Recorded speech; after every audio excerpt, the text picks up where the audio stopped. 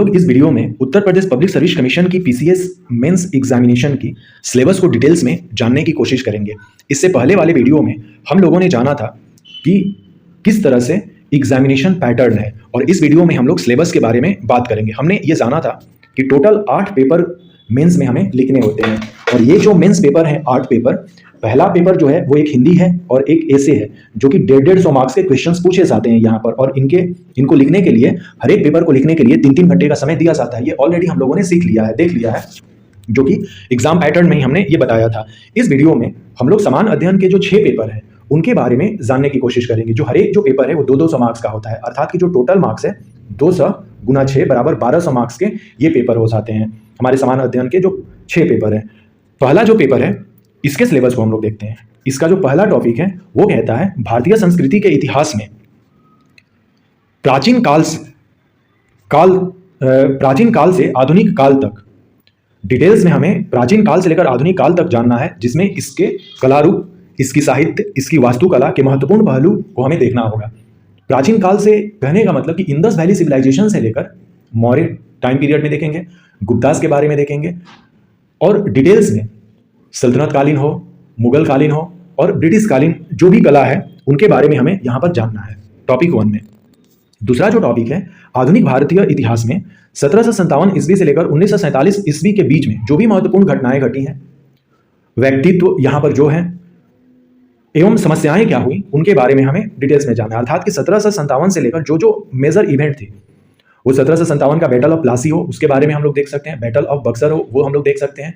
उसके बाद एक जो इंग्लिश शासन की नींव रखी जाती है और शुरुआत जो होती है, उसके बाद से जो मेजर इवेंट हुई उनके बारे में हमें जानना है। वो 1857 की क्रांति हो, कांग्रेस की स्थापना हो, या हमारा राष्ट्रीय आंदोलन हो, उसके जो महत्वपूर्ण घटनाक्रम है उन सबके बारे में हमें जानना है। उनके व्यक्तित्व उस आंदोलन से या उस घटना से जो व्यक्तित्व रिलेटेड है उनके बारे में हमें जानना है। फिर एक टॉपिक है स्वतंत्रता संग्राम, इसके विभिन्न चरण और देश के विभिन्न भागों से इसमें अपना योगदान देने वाले महत्वपूर्ण व्यक्तित्व और उनका योगदान। स्वतंत्रता संग्राम जो है हमारा वो कांग्रेस की स्थापना से ही हो जाता है, लेकिन इसके डिफरेंट चरण है। तो 1885 से लेकर 1947 के बीच में जो डिफरेंट स्टेजेस हैं उनके बारे में हमें यहाँ पर देखना है। चौथा टॉपिक है स्वतंत्रता के पश्चात जो देश के अंदर एकीकरण और पुनर्गठन हुआ, जहां पर कि सरदार वल्लभ भाई पटेल का हमें योगदान दिखेगा। 1965 तक की घटनाओं तक को हमें जानना है। 1965 यहाँ पर इसलिए लिखा गया है क्योंकि 1964 में पंडित जवाहरलाल नेहरू जी का डेथ हो जाता है। अर्थात कि जो फर्स्ट प्राइम मिनिस्टर थे उनके शासनकाल तक कितनी सारी चीजें हुई, किस तरह से एकीकरण हुआ, किस तरह से राज्यों का पुनर्गठन हुआ, इन सब पर हमें चर्चा करना है। पांचवा टॉपिक है विश्व का इतिहास, और ये 18वीं सदी से स्टार्ट होता है। 18वीं सदी में ही 1750 के दशक में इंडस्ट्रियल रिवोल्यूशन होता है। मेनली हमको यहाँ से फोकस करना है, जैसे कि यहाँ पर घटनाएं हमें दिखेंगी। फ्रांस की क्रांति जो 1789 में हुई थी, औद्योगिक क्रांति जो 1750 के दशक में हुई थी, विश्व युद्ध जो प्रथम और द्वितीय हुए थे, राष्ट्रीय सीमाओं का पुनः सीमांकन, उपनिवेशवाद क्या है, उपनिवेशवाद की समाप्ति, राजनीतिक दर्शन शास्त्र जैसे साम्यवाद, पूंजीवाद, समाजवाद, नाजीवाद, फांसीवाद इत्यादि के रूप में, और समाज पर उनके प्रभाव इत्यादि, ये सब शामिल होंगे। ये वर्ल्ड हिस्ट्री में हमें देखना है। फिर भारतीय समाज और संस्कृति की मुख्य विशेषताएं हमें जानना है। महिला समाज और महिला संगठनों की भूमिका क्या है, जनसंख्या तथा उससे संबंधित जो समस्याएं हैं, गरीबी क्या है, विकासात्मक विषय क्या है, शहरीकरण और उनकी समस्या और समाधान से रिलेटेड हमें टॉपिक्स तैयार रखने चाहिए। 8वां टॉपिक है उदारीकरण, निजीकरण और वैश्वीकरण का अभिप्राय। अभिप्राय का मतलब है कि अर्थात कि हम समझते क्या है इससे, और उनका भारतीय समाज के अर्थव्यवस्था, राज्य व्यवस्था और समाज संरचना पर क्या प्रभाव पड़ा। इन तीनों का, उदारीकरण हो या निजीकरण हो या वैश्वीकरण हो, इन तीनों का क्या हमारे समाज पर, हमारे अर्थव्यवस्था पर प्रभाव पड़ा, इनके बारे में हमें डिटेल्स देखना है। फिर टॉपिक 9 है सामाजिक सशक्तिकरण, सांप्रदायिकता, क्षेत्रवाद और धर्मनिरपेक्षता, विश्व के प्रमुख प्राकृतिक संसाधनों का वितरण। ये जियोग्राफी के यहाँ से स्टार्ट हो जाते हैं टॉपिक, जिसमें कि जल, मिट्टी, वन, दक्षिण एवं दक्षिण पूर्व एशिया एवं भारत के संदर्भ में हमें इन सारी चीज़ों को जानना है। भौतिक भूगोल की प्रमुख जो विशेषताएं हैं, जिसमें कि भूकंप, सुनामी, ज्वालामुखी क्रियाएं, चक्रवात, समुद्री जलधाराएं, पवन एवं हिम सरिताएं, ये क्या होती हैं, इनका इम्पैक्ट क्या पड़ता है, इन सबके बारे में हमें डिटेल्स में यहाँ पर तैयार करना चाहिए। 12 नंबर जो टॉपिक है भारत के समुद्रिक संसाधन एवं उसकी संभाव्यता, इसका इम्पैक्ट क्या है। भारत की जो, चूंकि हम जानते हैं कि हमारा जो भारत है वो 3 तरफ से समुद्र से घिरा हुआ है, इसका क्या इम्पैक्ट पड़ता है हमारे भारत पर, इन सब के बारे में हमें एक विशेष तैयारी करनी चाहिए। मानव प्रवास, विश्व के शरणार्थी समस्या, भारत उप महाद्वीप के संदर्भ में भी, जिसमें कि रोहिंग्या से लेकर अदर जो है अफगानिस्तान और पाकिस्तान से भी जो बातें चल रही हैं, बांग्लादेश के शरणार्थी हो गए, म्यांमार के शरणार्थी हो गए, इन सब के बारे में हमें यहाँ पर देखना होगा। सीमांत तथा सीमाएं, वो भारत पाकिस्तान की सीमा हो, भारत चीन की सीमा हो, भारत बांग्लादेश की हो, भारत म्यांमार की सीमा हो, इन सब के बारे में हमें यहाँ पर एक डिटेल्स इन्फॉर्मेशन रखनी चाहिए। साथ ही साथ अभी काफ़ी न्यूज़ में रहता है नेपाल को लेकर। और फाइनल जो टॉपिक है इसमें जनसंख्या एवं अधिवास, प्रकार एवं प्रतिक्रिया, नगरीकरण क्या है, स्मार्ट नगर क्या है और स्मार्ट ग्राम क्या है और इनका प्रभाव क्या है हमारे समाज पर, इनके बारे में हमें देखना होगा। समान अध्ययन पेपर 2, ये भी 200 नंबर का होगा। पहला जो टॉपिक है इसमें भारतीय संविधान से रिलेटेड जितनी सारी इन्फॉर्मेशन है, वो ऐतिहासिक आधार क्या था, इसका विकास कैसे हुआ, विशेषताएं क्या है हमारे भारतीय संविधान की, हमने संशोधन किस तरह से किए, कितने किए, कौन कौन जो मेजर संशोधन है उनके बारे में, महत्वपूर्ण प्रावधान तथा आधारभूत संरचना, संविधान के आधारभूत प्रावधानों के विकास में उच्चतम न्यायालय की भूमिका, यहाँ पर स्पेशल पूछा गया है कि उच्चतम न्यायालय की क्या भूमिका रही है संविधान के आधारभूत प्रावधानों के विकास में, इसके बारे में हमें तैयार करना होगा। नेक्स्ट जो सेकंड टॉपिक है, संघ एवं राज्यों के कार्य तथा उत्तरदायित्व, संघीय ढांचे से संबंधित विषय एवं चुनौतियां, स्थानीय स्तर पर शक्तियों और वित्त का हस्तांतरण और उसकी चुनौतियां, केंद्र राज्य वित्तीय संबंधों में वित्त आयोग की भूमिका, जो फाइनेंस कमीशन है अपना आर्टिकल 280 में, उससे रिलेटेड हमें डिटेल्स तैयारी करनी चाहिए। अब तो 16वां जो वित्त आयोग है फाइनेंस कमीशन, इसकी भी गठन करने की जो होती है कहना कि अब 16वां वित्त आयोग गठन किया जाएगा, उसका भी अनाउंसमेंट हो गया है। 15वां वित्त आयोग अभी चल रहा है जो 2021 से लेकर 26 तक चलेगा। तो 16वां वित्त आयोग का भी अनाउंसमेंट हो गया है जो कि प्रेसिडेंट के द्वारा होता है। चौथा टॉपिक में है शक्तियों का पृथक्करण, विवाद निवारण तंत्र तथा संस्थाएं, वैकल्पिक विवाद निवारण तंत्रों का उदय एवं उनका प्रयोग किस तरह से कर रहे हैं, इसके बारे में। भारतीय संवैधानिक योजना की अन्य प्रमुख लोकतांत्रिक देशों के साथ तुलना, संसद और राज्य विधायिका, इसकी संरचना, इसके कार्य संचालन, शक्तियां एवं विशेषाधिकार तथा संबंधित विषय कौन कौन से हैं, कार्यपालिका और न्यायपालिका की संरचना, संगठन और कार्य, सरकार के मंत्रालय एवं विभाग, प्रभावक समूह और औपचारिक अनौपचारिक संघ तथा शासन प्रणाली में उनकी भूमिका, जनहित याचिका जिसको कि हम लोग PIL कहते हैं।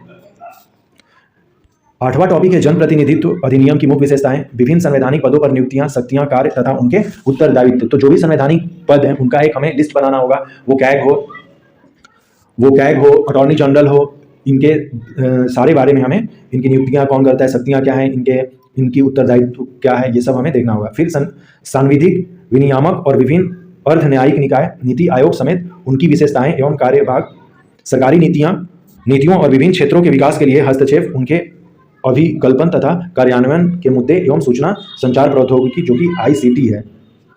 विकास प्रक्रियाएं जिसमें कि गैर सरकारी संगठनों की भूमिका, स्वयं सहायता समूह, विभिन्न समूह एवं संघ, अभिदाता, सहायतार्थ संस्थाएं, संस्थागत एवं अन्य अंशधारक।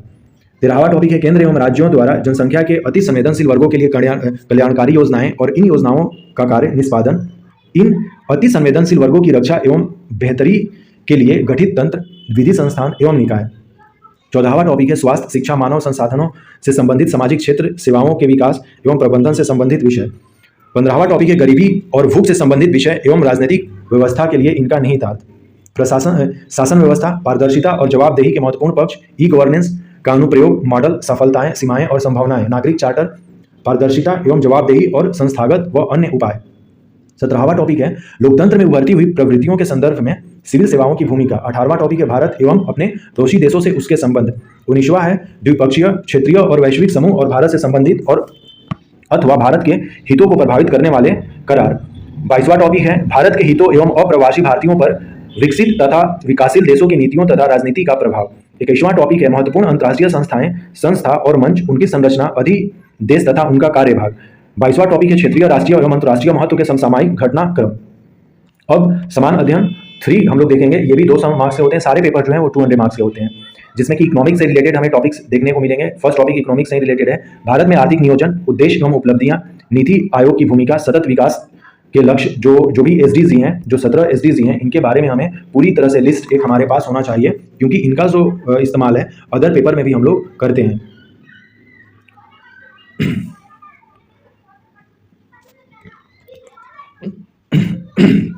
टॉपिक 2 है इसमें गरीबी के मुद्दे, बेरोजगारी, सामाजिक न्याय एवं समावेशी विकास, सरकार के बजट के अवयव तथा वित्तीय प्रणाली। चौथा टॉपिक है प्रमुख फसलें, विभिन्न प्रकार की सिंचाई विधि एवं सिंचाई प्रणाली, कृषि उत्पादन का भंडारण, ढुलाई एवं विपणन, किसान की सहायता हेतु ई-तकनीक। ये कृषि जो है इकोनॉमिक बेस्ड से रिलेटेड है, इकोनॉमिक से रिलेटेड है।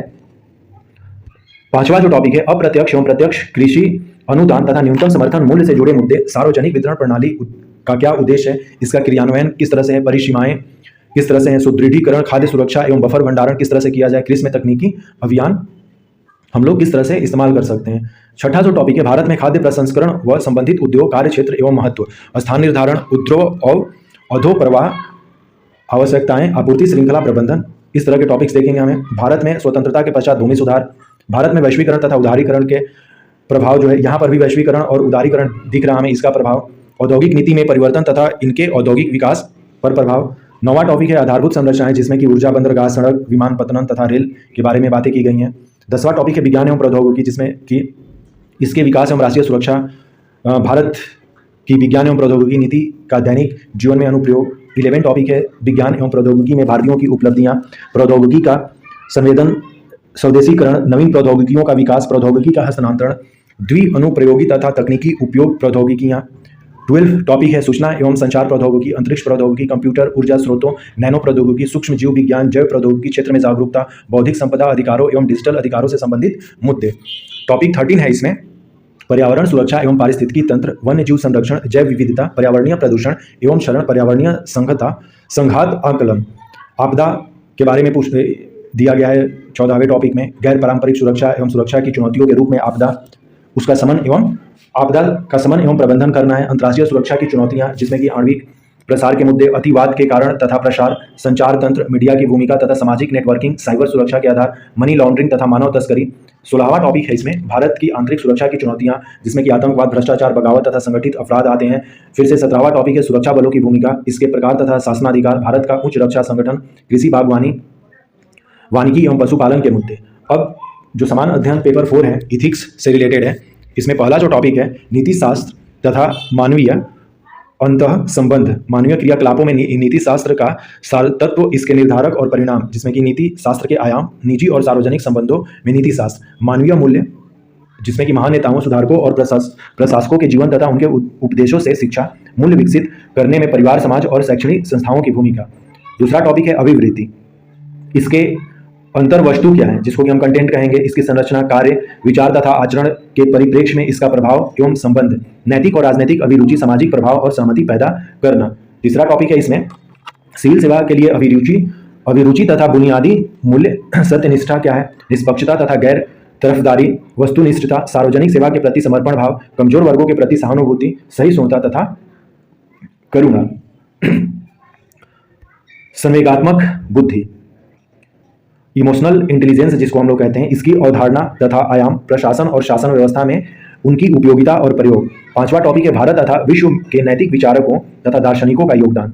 6 जो टॉपिक है लोक प्रशासनों में लोक सिविल सेवा, मूल तथा नीति शास्त्र, इसमें स्थिति तथा समस्याएं, सरकारी तथा निजी संस्थानों में नैतिक सरोकार तथा दुविधाएं, नैतिक मार्गदर्शन के स्रोतों के रूप में विधि, नियम, नियमन तथा अंतरात्मा, जवाबदेही तथा नैतिक शासन व्यवस्था में नैतिक मूल्यों का सुदृढ़ीकरण, अंतर्राष्ट्रीय संबंधों तथा निधि व्यवस्था अर्थात की फंडिंग में नैतिक मुद्दे, कॉर्पोरेट शासन व्यवस्था, शासन व्यवस्था में ईमानदारी, लोक सेवा की अवधारणा, शासन व्यवस्था और ईमानदारी का दार्शनिक आधार, सरकार में सूचना का आदान प्रदान और पारदर्शिता, सूचना का अधिकार, RTI यहीं पर है, नीतिपरक आचार संहिता, आचरण संहिता, नागरिक घोषणा पत्र, कार्य संस्कृति, सेवा प्रदान करने की गुणवत्ता, लोक निधि का उपयोग और भ्रष्टाचार की चुनौतियां।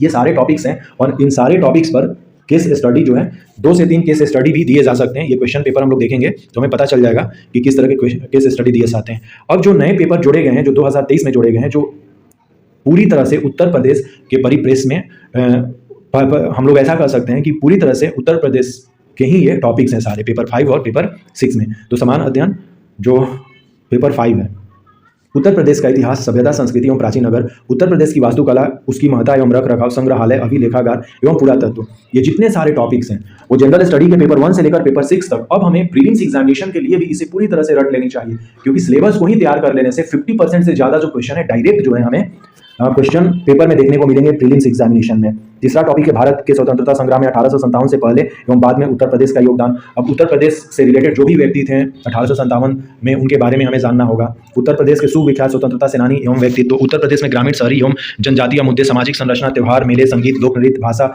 एवं साहित्य, बोली, सामाजिक प्रथाएं एवं पर्यटन।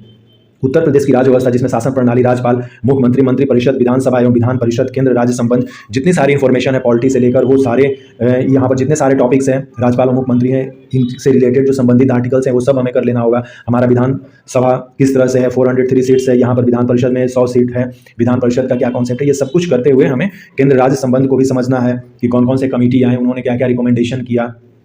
उत्तर प्रदेश में लोक सेवा आयोग, लेखा परीक्षक, महान्यायवादी, उच्च न्यायालय एवं उसका अधिकार क्षेत्र। उत्तर प्रदेश विशेष राज्य चयन मानदंड, राजभाषा संचित नीति एवं आकस्मिक नीति क्या है, राजनीतिक दल एवं राज्य निर्वाचन आयोग क्या है। उत्तर प्रदेश में स्थानीय स्वशासन, शहरी एवं पंचायती राज, लोक नीति, अधिकार संबंधी मुद्दे। उत्तर प्रदेश में सुशासन, भ्रष्टाचार निवारण, Lokayukta, citizen charter, e governance, सूचना का अधिकार, समाधान योजना, ये सब हमें करना होगा।